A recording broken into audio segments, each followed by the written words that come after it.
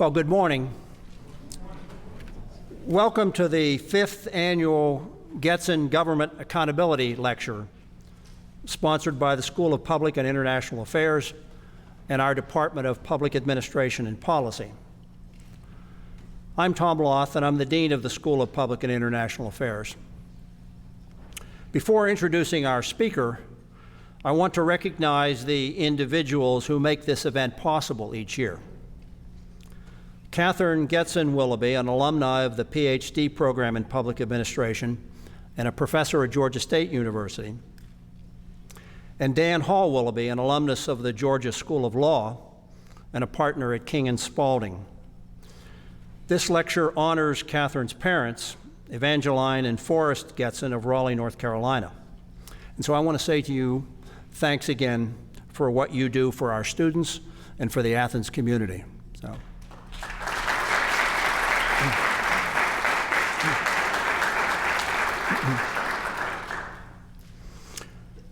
Our lecturer today, as you know, is United States Senator Johnny Isakson.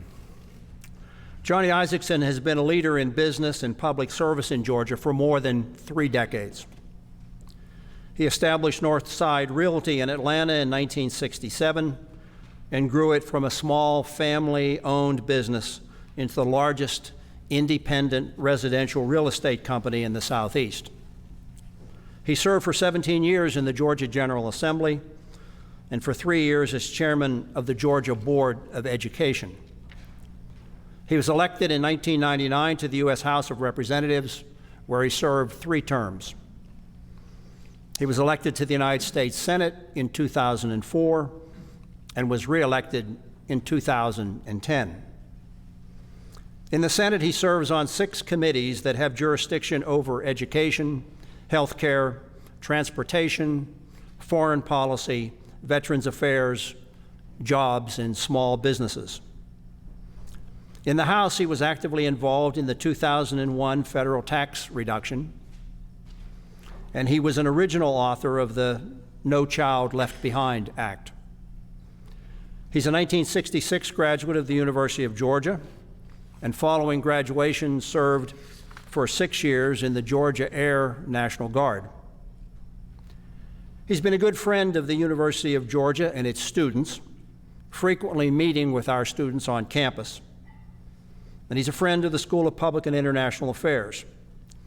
Each semester, one of our SPIA students is selected to join his staff as the Senator Johnny Isakson Public Policy Fellow. His topic today is Congress and the challenges of deficits and debt. Please join me in welcoming Senator Isakson and congratulating him on his reelection.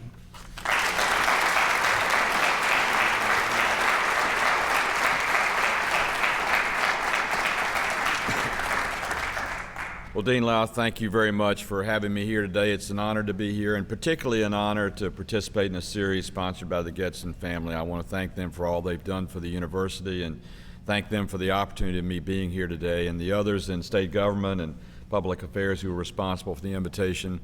Thank you very much. It's fun to come back to UGA.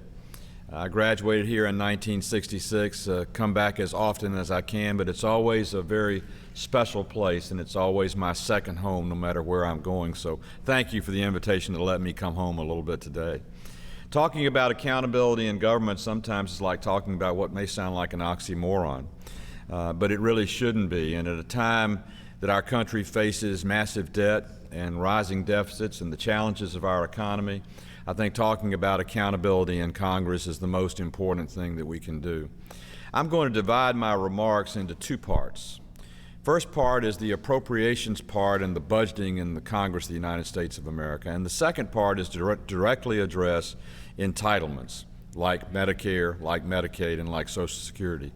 Because the appropriations process is the seed by which we spend money, and the entitlements are the growing amount of the deficit that's gone in an uncontrollable rate for a sustained period of time that we finally must face square on.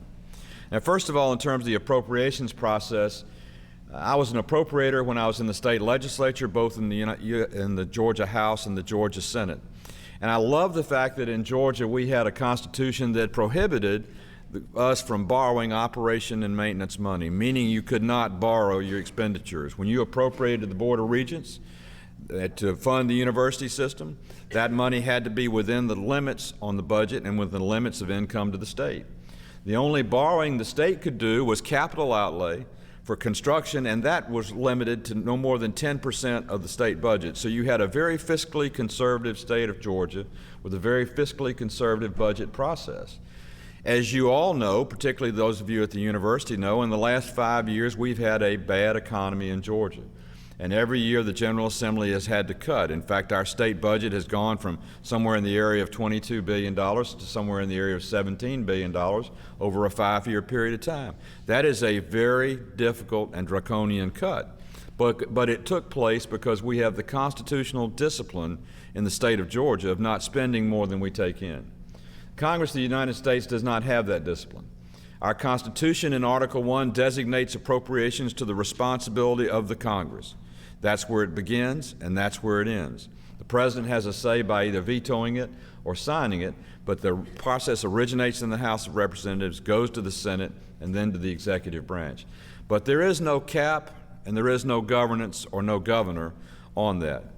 In the upcoming Congress, in fact, next Monday or Tuesday, we'll debate in the Republican conference a proposal to bring forward a balanced budget amendment, which has been tried before and which I've supported when I was in the House of Representatives, to try and get some type of fiscal restraint and discipline so that members of elected people can just say no because the Constitution says that. But getting a constitutional amendment passed and ratified and on the Constitution is a very difficult challenge. It not only takes a 2/3 vote of the House and Senate, but it takes 38 of the states to ratify that amendment in a 7-year process. We have an imminent problem in America. We owe $13 trillion, and that debt is going to quickly go to $14 trillion. We have a deficit that this fiscal year is at $1.4 trillion, and in the next fiscal year, at the same budget level we appropriated last year, is estimated to be another $1 trillion deficit, which will take us from $13 to $14 trillion. That is an unsustainable amount of money, and it's something that over time will break the United States of America, and certainly my 3 children and my 9 grandchildren will not inherit a country that is as rich, as prosperous, and as free as the America my parents left to me unless we get our debt and our deficit under control. Now, the appropriations process is where we can begin this year, and it's going to take some tough love and some self-discipline on the path of Congress. Now, one thing that I've proposed over the last 3 years, originally with Pete Domenici, now as the principal author myself, is to change the process of spending money in America's Congress. Instead of going to Congress every year in January and beginning the process of appropriating for the next fiscal year that begins in October, I want to change our process to a biennial appropriations process, where in every odd-numbered year, the first year after elections, we appropriate for 2 years, not for 1 year. And then in the even-numbered year, which is the next election year, we do oversight. It's remarkable to me that in a country that spends $3.6 trillion a year, that's the current budget level and appropriations level, oversight is minimal at best. Oversight over programs, their effectiveness, whether we need to continue to do them or not. The only way we're going to reduce spending in America is to prioritize the way we spend our money, to judge those new programs in the future by what they bring to us, and look at the programs of the past and ask the question, is it still relevant? Is it still something worthy of the taxpayer dollars versus the newer ideas that are coming forward in the challenges of the 21st century? Now, discretionary appropriations is only about 1/3 of the federal budget of $3.6 billion. 2/3 of it is entitlement, which I'll get to in a minute. But with a $1.4 trillion deficit last year, discretionary spending wasn't even 100% of the deficit. So you could cut out every dollar that you spend and not balance the budget in the year, which is why we've got to have a comprehensive approach to the process. But I think it would be great to change the paradigm in America, where instead of people like myself running for office in even-numbered years, campaigning on an appropriations process that is spending money, in the even-numbered years be dedicated to oversight where we're campaigning on what we're saving the American people. Now, budgeting is always difficult. Cutting budgets is always hard. Appropriating for new projects versus keeping the old projects is always a challenge. But we don't have the luxury anymore of not doing it in America. And the sooner that we begin to rein in spending and make sure spending is appropriate, the better off we're going to be. Now, the second part of this equation are the entitlements. Social Security, Medicare, Medicaid, SSI disability, federal retirement, veterans retirement, and veterans benefits. Those are all entitlements where the appropriations annually every year are entitlements. They don't go through the Congress. You have a formula as to how many beneficiaries there are. You have limits on how much they can be paid, COLAs on how much they can go up, and the money is automatically appropriated. That amount is now about $2.4 trillion of the $3.6 trillion, which is a huge amount of the budget, and obviously entitlements have to be addressed or you'll never get to the fiscal accountability and responsibility that we need.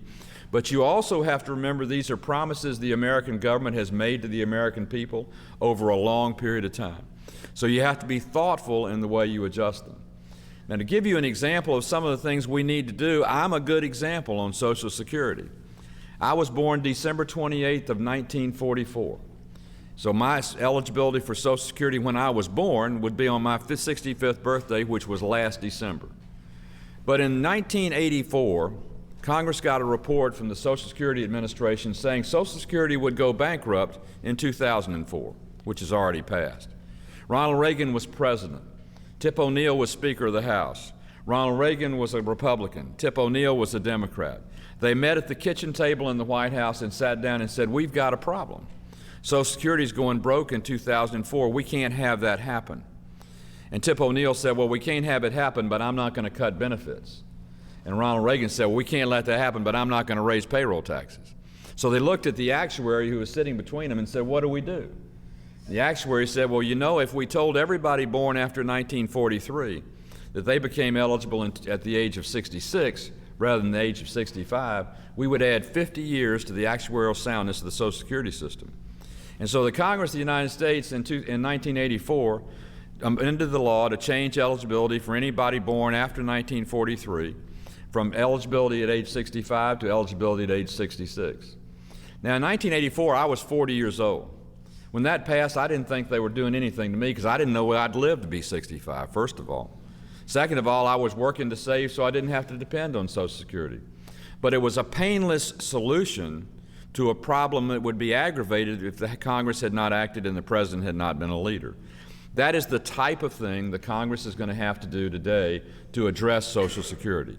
We need to sit down with the actuaries and say we don't want to raise the payroll tax. We don't want to cut the amount of the benefit. But we've got to find a way to bring Social Security back into a sound footing. For those of you that get your annual statement from the Social Security Administration, if you ever look at the upper right-hand corner, there's a letter from the Board of Governors of the Social Security Administration. And I started reading it when I turned 60 because I said, well, I'm going to be eligible here in 6 years. And when I started reading it, Social Security was going to go broke in 2058. Well, last year the report said it's going broke in 2034. I figure in 2 more years the rate we're spending, and right now the demand on Social Security is going up, it'll go broke even sooner. So now is the time for us to act. And because of the brilliance of time value of money, over time money can accumulate if properly invested. We have the ability to save Social Security, reduce its drain on the budget without raising your taxes or the business that employs you's taxes, and without cutting the amount of your benefit. And given the difference in life expectancy today in 2010 versus when Roosevelt proposed Social Security in the beginning, it makes a lot of sense. And Social Security was originally passed in this country, very few people lived to the age of 65. Now most everybody does. In fact, life expectancy for women is over 80 and for men is approaching 80. So it's time we readjusted that calculus and saved the system while we can before we get into a runaway situation. One footnote I want to add to the Social Security question is what's happened in the last 2 years.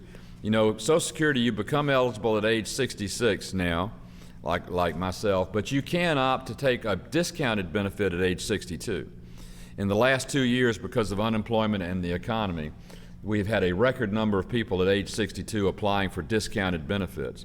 So that has increased the drain on the Social Security system, and given the uncertainty of current economic times, that probably will go on for another year or two, which makes it even more important that the Congress face up to its responsibility on the entitlement of Social Security, save it while it can to protect the benefit for all Americans, but make sure it's there when they turn age 66, age 67, or what age it might be that it's raised to in the out years.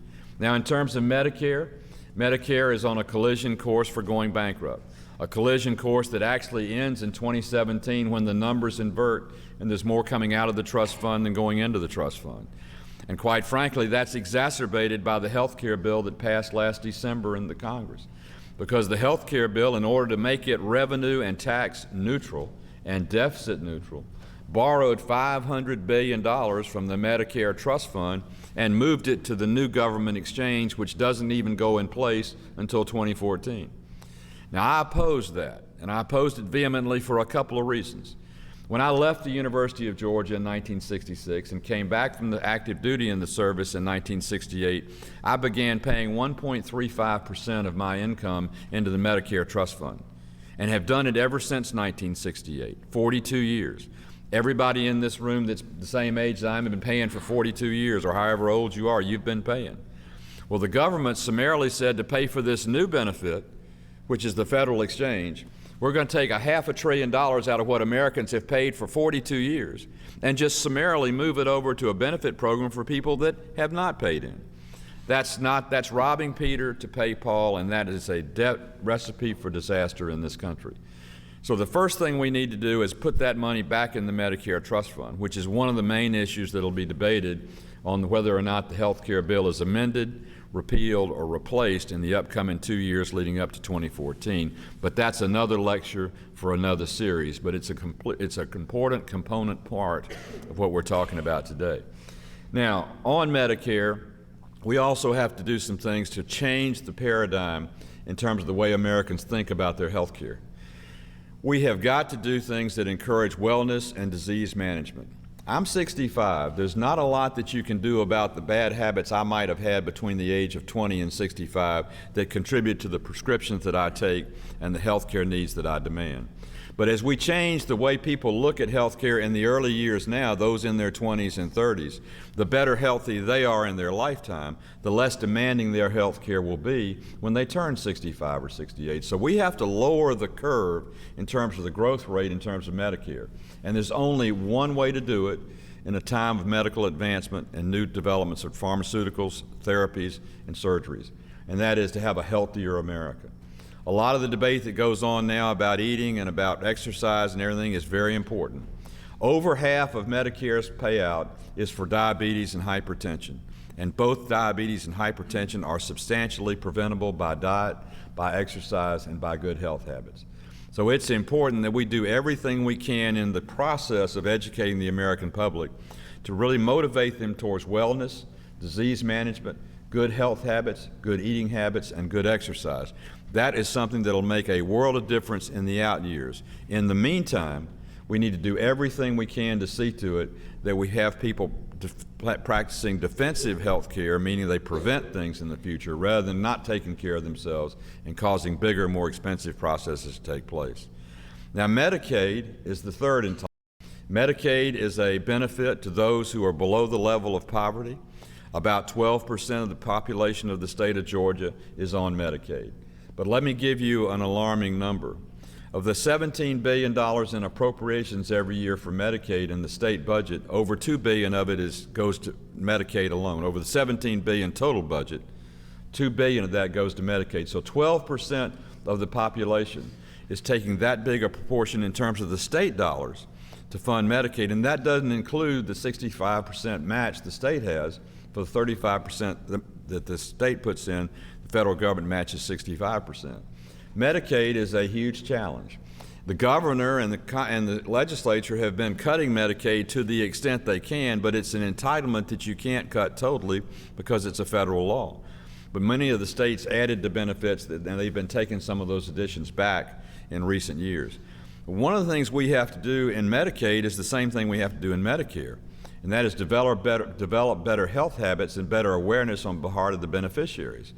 There have been demonstration projects in this country, in Maryland, in California, and other states that have demonstrated with some changes in the paradigm on Medicaid, you can develop better health habits by the beneficiary. For example, even though they are poor, if there is a minimal copayment in the doctor's visit or the pharmaceutical, they pay more attention than if it's just something that they get automatically because it's free.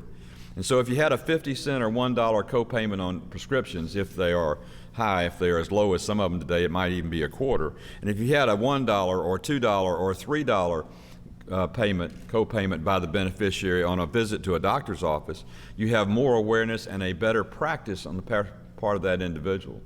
We have got to change people going to the emergency room for their health care. We've got to have them managing their health care as if it's something they're making an investment in.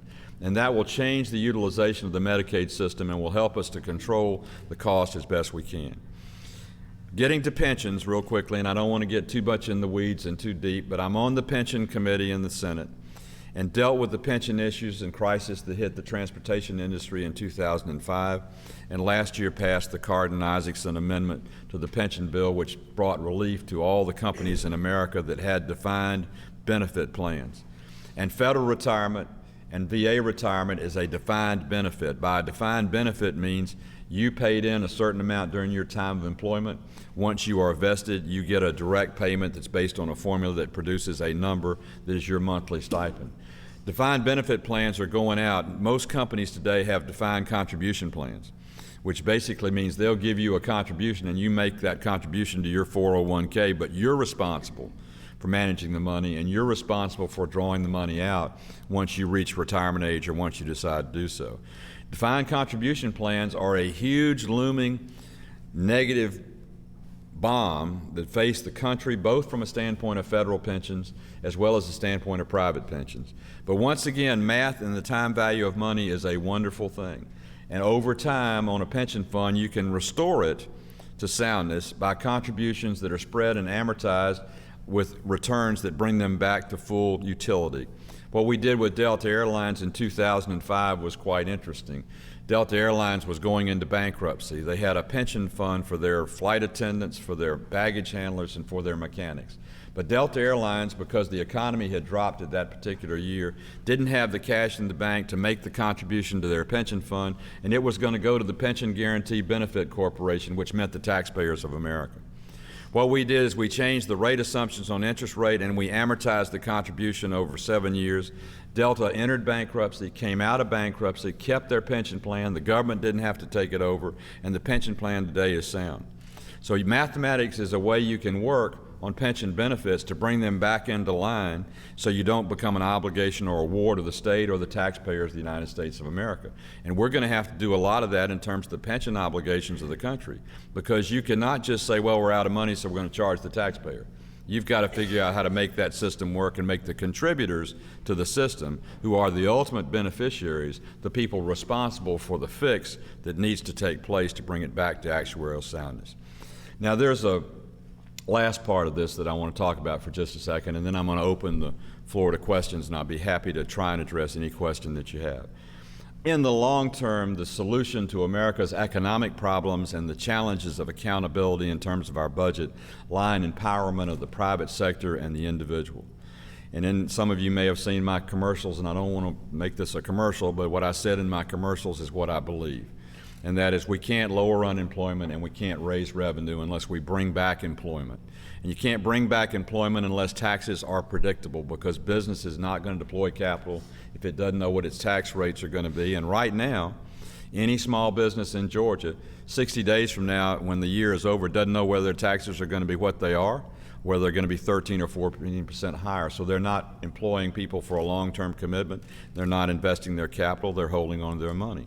Regulation, which is a cost of doing business, has grown so much in the last 2 years, and you see what's happening with the anticipation of the health care benefit and demands that are being put on corporations.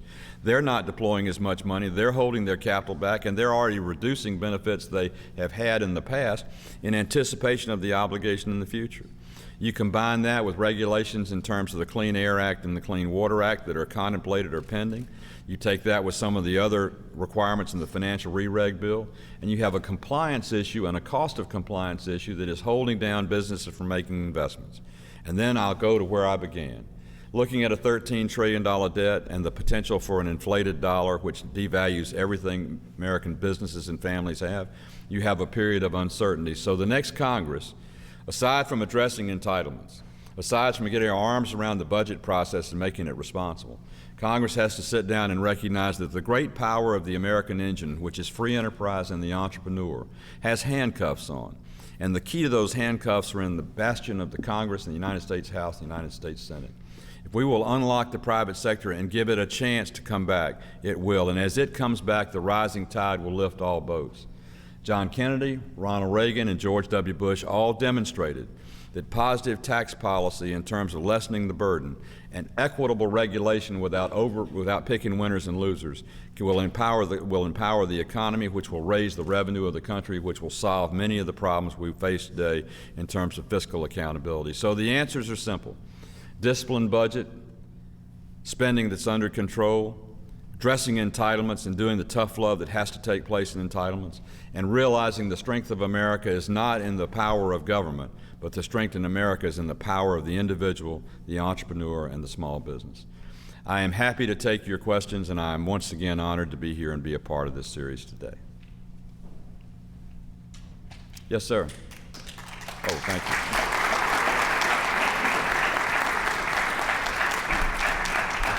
If you have a question, I think you ought to come up to the microphone so that people can hear your question. And this gentleman was first, I think.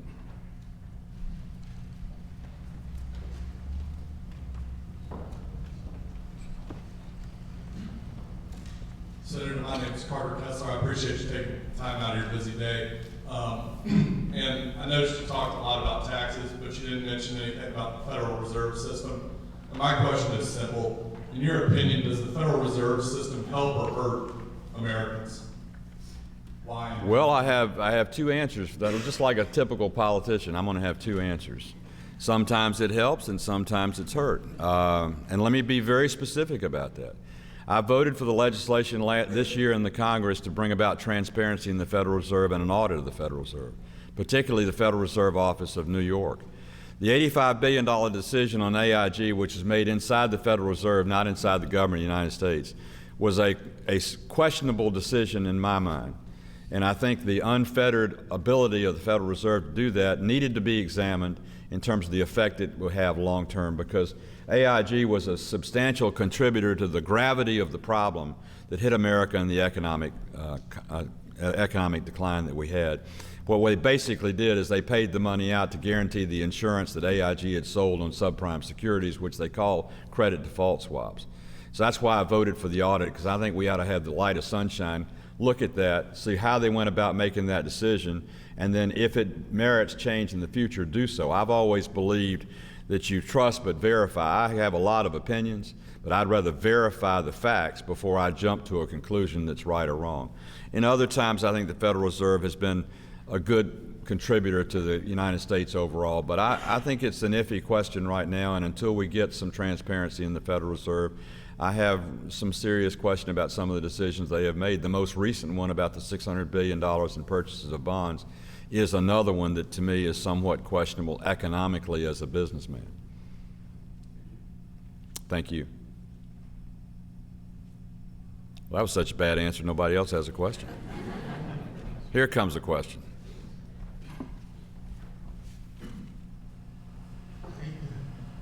I have another question. You're so good. Let me try. You had some projections on Social Security going out in the year. Do you have any projections on what the debt outstanding? Well, I'm glad you asked the question, because I'm going to tell you a little story to fundamentally support the answer I'm going to give you. We've got to stop the rise in the debt. I mean, it's already at a number that, although sustainable, is only sustainable because of the disorderly low interest payments that we have today. If you can imagine an interest environment of double-digit interest rates like we had in the late 70s and the 80s, the entire discretionary budget would be eaten up by interest paid on the national debt, and that's a very dangerous position to be in. But let me try and quantify for you how deep the debt is. I was asked in Albany, Georgia, after a speech where I'd used the term $1 trillion this and $1 trillion that a few times. A farmer asked me, he said, "Senator, I only graduated from high school. I don't understand how much $1 trillion is. Can you explain it?" And I said, well, and I did this and I did that, and finally I said, well, it's a lot. I mean, I just couldn't think of a way to quantify it. I got home that night and my wife said, "What's wrong with you?" And I said, "Well, I got stumped today." And she said, "What was the question?" And I said, "Well, the question was, how much is $1 trillion?" And she said, "What did you say?" And I said, "Well, I told him it was a lot." And she said, "That's a dumb answer." My wife, though, is always right. She said, "Why don't you figure out how many years have to pass for 1 trillion seconds to go by?" And I said, "That's a terrific idea." So right there at the kitchen table, I pulled out the calculator and multiplied 60 seconds times 60 minutes for the number of seconds in an hour. Multiplied the product of that times 24 for the number of seconds in a day. Multiplied that times 365 for the number in a year. And I divided it into 1 trillion. You know how many years have to go by for 1 trillion seconds to pass? 31,709. 31,709. Now, I'll put one asterisk by that number. I didn't know how to calculate leap years. So it's going to be technically off, but that's an absolute fact. So that gives you an idea. And we owe 13 trillion of those seconds, but they're dollars. So you cannot let that continue to grow without jeopardizing the future of your country and the soundness of your fiscal policy. That's why this year and next year in the Congress are critical watershed years. The electorate sent that message loud and clear on November 2nd. We all know it looking at the numbers we're looking at, and that's why I discussed what I discussed in the topic of my speech was entitlements, spending, and the process and fiscal restraint, because we have to do all of those things. It's just an unsustainable debt if we don't. The further answer to your question is, as I understand it, the calculations are now that March 15th we'll go from 13 to $14 trillion, which gives you an idea of how fast, when you start compounding that cost, it goes when you have runaway deficits like we've had the last 2 years. Yes, sir. As President Obama gets just after his again the G20 summit, what do you think is the most important thing to be accomplished in order to improve the American economy and decrease the deficit? What do I think is the most important for him to accomplish? Well, I think one thing we need to look at is what the rest of the world is doing. The rest of the world, what happened in Greece was an early wake-up call for the rest of the world. Greece had gone down the path of lowering retirement age till it got to the age of 53. They were expanding benefits and lowering eligibility requirements, which put them on a collision course for debt, which they finally reached. The Germans were asked to come in and help bail them out, and the Germans said, "Wait a minute, we have our retirement at age 65, theirs at age 53, you want us to bail them out?" And so they forced Greeks through some requirements to do some tough love within their country. France is finally getting their arms around the work week, getting it back to 40 hours, and retirement age, getting it back up to what I think was 62 rather than 60, which they had taken it down to. I hope the president, and I hope all of us, and this is a bipartisan responsibility and a bicameral responsibility and each of the sections of government responsibility. We have to get our arms around all the things that are contributing to debt, whether it's pensions, whether it's spending, or whatever it may be, or regulation compliance, and bring it in line. So I hope the president, as they're at the G20 summit, I hope he will be listening as well as talking when we talk about the economic peril in the world, because the world is facing significant economic difficulties, which, if without it being addressed, run the risk of weakening the United States, but weakening the world as well.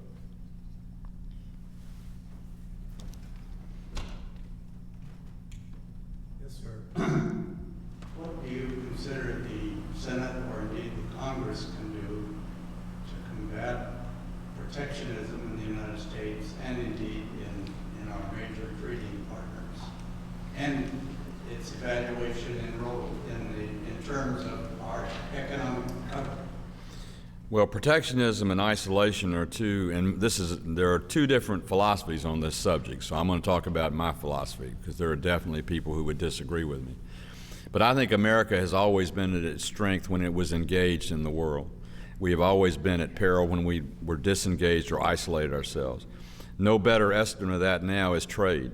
I think trade with and trading partners are the common denominator to peace, in my judgment.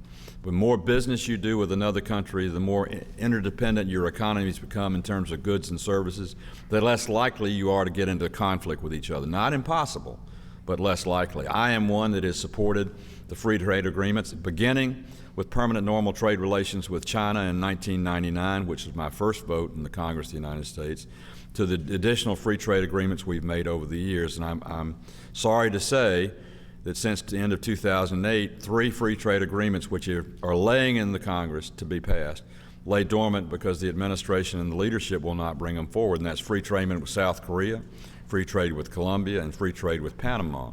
Colombia is a country that has bit the bullet, didn't eradicate, but substantially eradicated the Medellin cartel, drug narco trafficking. They have a strong, vibrant economy. It is crazy for us to not have a free trade agreement with them. So U.S. products can travel into Colombia free of tariffs, and Colombian products can come into America free of tariffs. Same thing is true with Panama. Same thing is true with one of our best partners in the world, which is South Korea.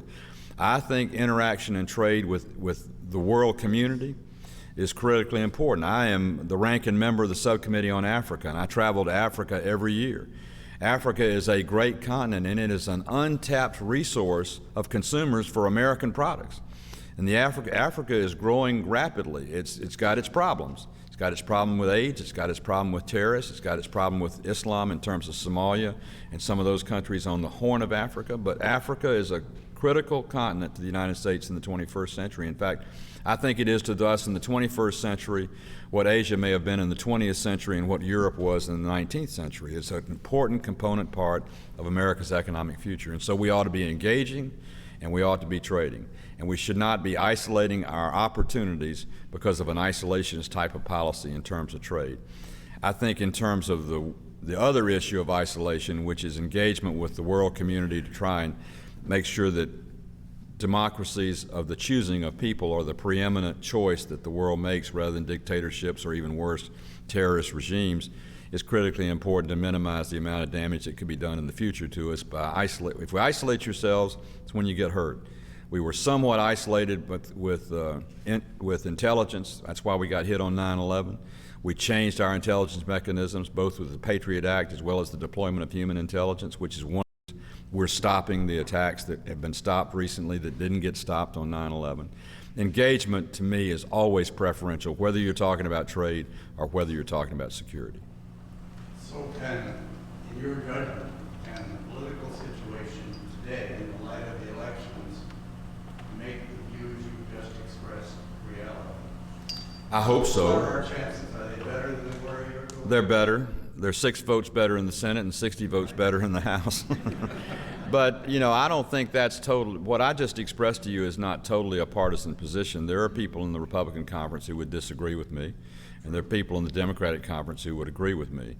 And that's what we need to do, is we need to get some common agreement on things that will move this country forward. The trade agreements are critical for economic recovery, absolutely critical for that. And security is absolutely critical so business can grow and the country can prosper. So I would hope there'll be a consensus of like-minded people that will do it. And you have to remember, PNTR with China and Fast Track came about under the Clinton administration. Free trade agreements came under the Bush administration. So there's a Democratic president and a Republican president who moved America forward in terms of international trade and exchange, and I hope we can continue to do it. I hope so too. Thank you. Anyone else? Good, a second question. If you don't mind, No, I don't mind at all. our local judge, Stephen Jones, is up for, I know Steve, he's a great guy. and you have any word for us on how that nomination is coming on? Well, no, I will tell you how that process works. Steve Jones is a talented, gifted jurist. And Senator Chambliss, as senators, we have the responsibility to work with the administration in terms of appointments to the bench, and then the Senate has the responsibility as a total body to confirm or reject those appointments. Saxby and I went to the White House shortly after the president was sworn in and said, we want to work with you to get the best judges appointed that we can in the state of Georgia. And so far, the administration has been good in sending us names, trial balloons, to say, what do you think about this and what do you think about that? And we've given them very candid feedback, which, by the way, is based on a 6-member committee that Saxby and I have, 6 lawyers in the state who've actually give us the recommendation. One of those is Mr. Carlson, who's here at the law school at the University of Georgia, who's a distinguished lawyer in his own right. And most recently, when Mr. Jones' name came up, it came up because Senator Chambliss and I recommended the administration take a look at Steve Jones because of how impressed we've been with his ability, and the administration looked favorably upon that. I don't know when they're going to send that name up. I seriously doubt if it'll be before the next Congress is sworn in January. Historically, lame duck sessions don't do confirmations. They leave that to the next Congress to do. But I certainly hope, and in the best interest of Georgia and the judicial system in our state, that Steve Jones goes to the bench as soon as possible. Yes, sir. Hi, my name is Eric Knox. I'm a political science major at UGA. My question for you is, what do you think constitutes excessive spending, particularly in regards to the poor? Particularly in regards to what? Pork barrel spending? Okay, that's a great question. Pork barrel spending, I'll give you a few examples. When somebody appropriates money for a pet project, that's pork barrel spending. The best example, the most outrageous example, the best example if you want to make somebody mad is this one. When Lois Capps from California put $50,000 in the budget to fund a tattoo removal parlor in San Francisco. That is the worst example of the use of taxpayer money I've ever seen. That was years ago when I was in the House. Equally, though, there are appropriations that I don't consider pork. Right now, I am working along with Senator Chambliss for the Corps of Engineers' participation with the state of Georgia in the deepening of the Savannah River Harbor into the Port of Savannah. As many of you know, the Panama Canal is being widened and deepened, and by 2014, the new ships that are being built today for cargo are going to be drafting at 46 and 45 feet, which is deeper than the channel in Savannah River. So the Port of Savannah would no longer be able to take the cargo on the ships that come from Asia through the Panama Canal. Neither would some of the other ports on the East Coast as well. But the Port of Savannah is the second largest volume port on the East Coast of the United States and fourth largest in the country. But if that action is not taking place and that channel deepening doesn't get to 47 or 48 feet, the Port of Savannah will be subjected to secondhand commerce and limited opportunity in terms of trade in the future. And the Constitution under Article 1, Section 8 designates that responsibility to the Congress. I don't consider investment in dredging of that port by the state and the federal government in a joint venture to be pork at all. But I definitely would think if you bought a building and put your name on it and you were the person responsible for the appropriation, or if you designated a certain non-essential element of government to be funded by the federal government like Ms. Capps did, that's absolutely pork. You have to, I use the Constitution as my governor. I look at the Constitution in terms of what I'm supposed to do and what I'm not supposed to do as an elected member of the legislative branch, which is covered under Article 1, and that's what I use as my guide, whether it's spending money or whether it's passing legislation or whether it's dealing with trade is the question before dealt with. Yes, ma'am.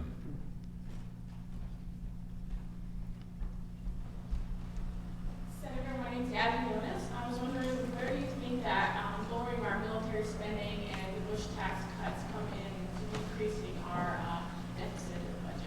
Well, that's a great question. By the way, magenta is my favorite color, so I like your scarf. Bush tax cuts was one question. What was the other question? And military spending. Military spending. Well, you know, all spending has to be on the table. I mean, you can't talk about cutting and then all of a sudden say, yeah, but, yes, but.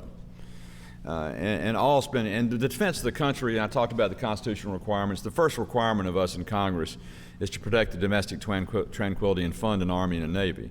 But it doesn't say irresponsibly fund an Army and a Navy, responsibly fund it. Now, I will be the first person to tell you, when your sons and daughters and my sons and daughters are deployed in harm's way in Afghanistan, the last thing in the world you do is pull the plug on supporting them. But that doesn't mean that how you support them and the mechanisms for future planning and the appropriations process isn't subject to accountability.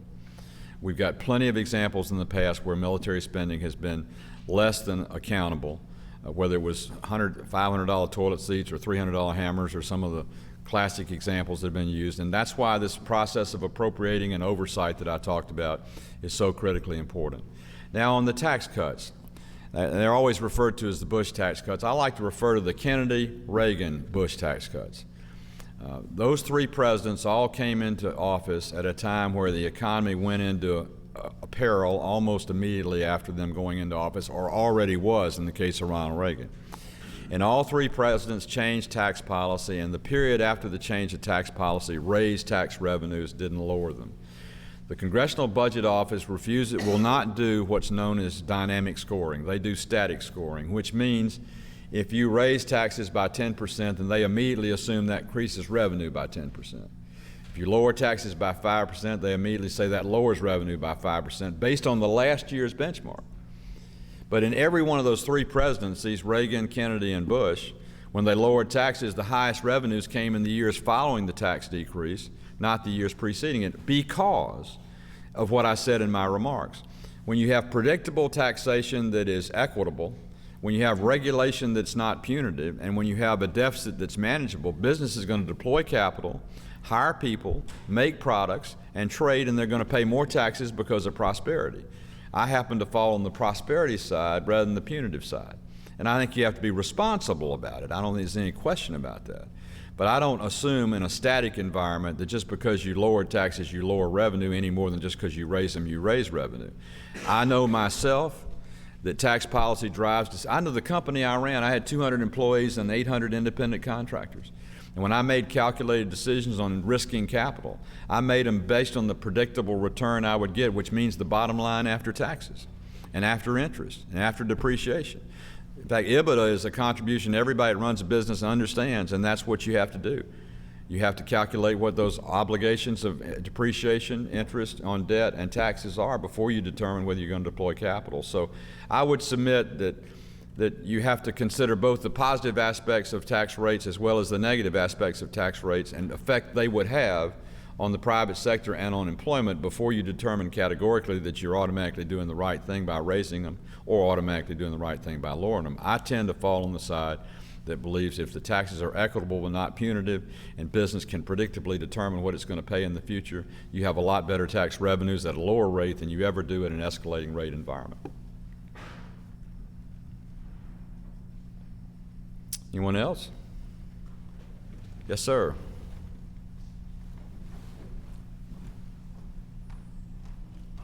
During President Bush's first term, there's a lot of talk about privatizing Social Security.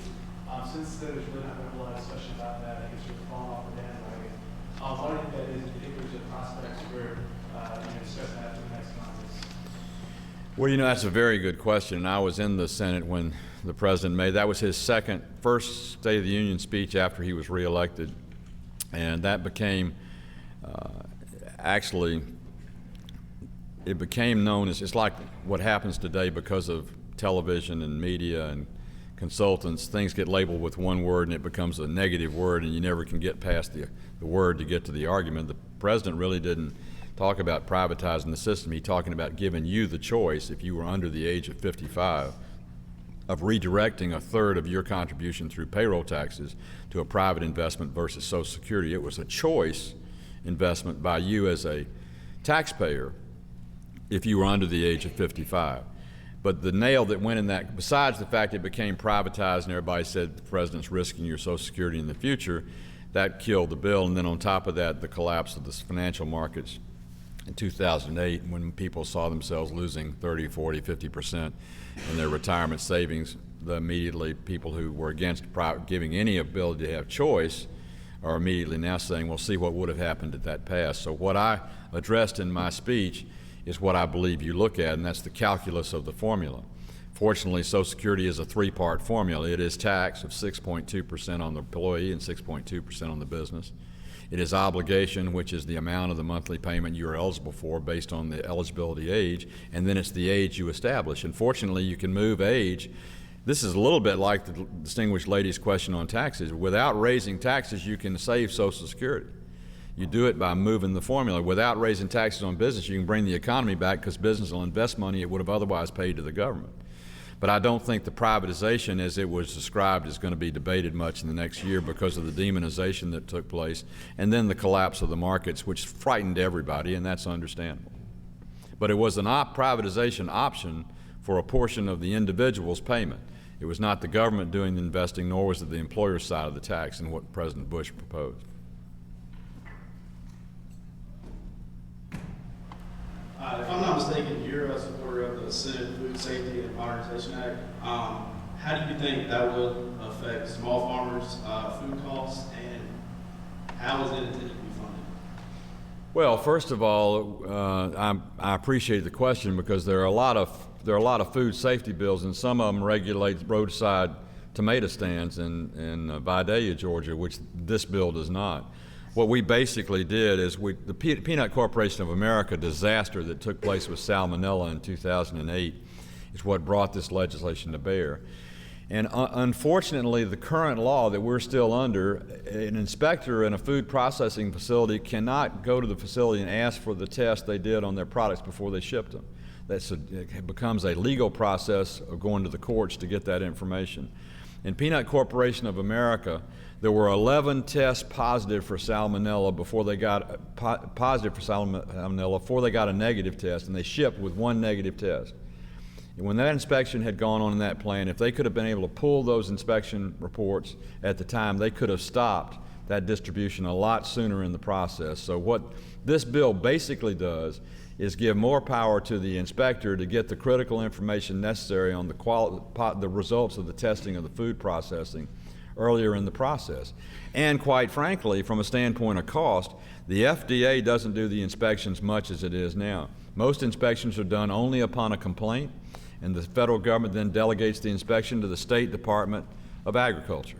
So the bill that I'm a sponsor of is not the one that's being talked about in the House where they want to regulate fruit stands and tomato stands and family gardens and another one of those big government deals, but it does address the hole in the current law that brought about the disaster of the salmonella distribution out of the plant in Camilla, Georgia. So I think it's a good piece of legislation. I think it addresses the problem that took place there without adding to the cost of government, without adding to the regulation on behalf of the farmer. It doesn't touch the farmer, it turns the processor, which is where the salmonella most often comes from.